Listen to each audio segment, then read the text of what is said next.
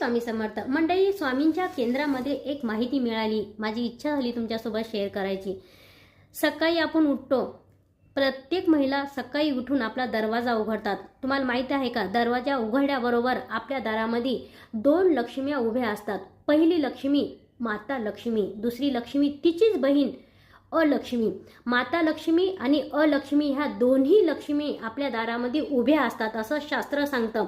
आता त्या 2 लक्ष्म्या घरामध्ये त्यांचं आपला दरवाजा उघडला की आमंत्रित कोणाला करायचं आपल्यावर अवलंबून आहे. ज्या घरामध्ये शांतता आहे, ज्या घरामध्ये एकोबा आहे, ज्या घरामध्ये स्वच्छता आहे, ज्या घरामध्ये खूप प्रसन्नता आहे, त्या घरामध्ये माता लक्ष्मी प्रवेश करत असते. आणि ज्या घरामध्ये ह्या सर्व गोष्टी नाही आहेत त्या घरामध्ये माता लक्ष्मी परत जाते अन अलक्ष्मी माता आपल्या घरामध्ये प्रवेश करत असते. ज्या घरामध्ये शांतता, स्वच्छता, एकोबा